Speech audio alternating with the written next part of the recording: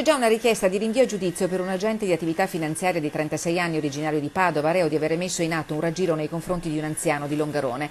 Al 36enne la procura di Belluno contesta la truffa aggravata per avere piazzato un prodotto finanziario, nella fattispecie un prestito concessione del quinto, in luogo di un medesimo contratto che il 73enne aveva già in essere con la Prestinova, finanziaria del gruppo Banca Popolare di Vicenza. In questo caso è una truffa un po' anomala, perché si parte da un'attività comunque lecita, cioè la prestito tramite cessione di un quinto, ma probabilmente dimostrato o comunque esplicitata in maniera poco corretta. Il 36enne, ex dipendente di BPV, entra in contatto con l'anziano, il cui nome è in un elenco di sottoscrittori di piani con Prestinova. Nell'autunno del 2017 al 73enne l'agente comunica che Prestinova è in liquidazione coatta e concorda un appuntamento per la restituzione di 7.000 euro per somme non dovute. La proposta pare allettante, tant'è che l'agente sale a Longarone nel mese di dicembre. All'incontro l'agente propone la firma di una serie di documenti, tra questi un questionario sulla salute del contraente. La moglie dell'anziano ha già comunicato all'agente che il marito è stato operato di tumore e che è in chemioterapia,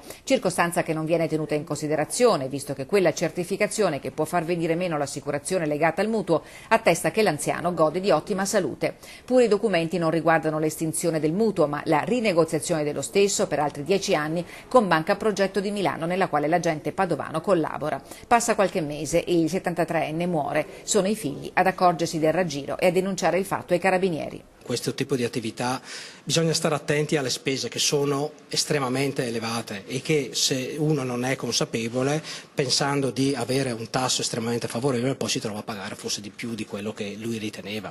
Le indagini dei carabinieri sono estese a tutto il Veneto. Stiamo verificando altre 80 contratti in tutta la regione per vedere se il comportamento è stato corretto oppure no.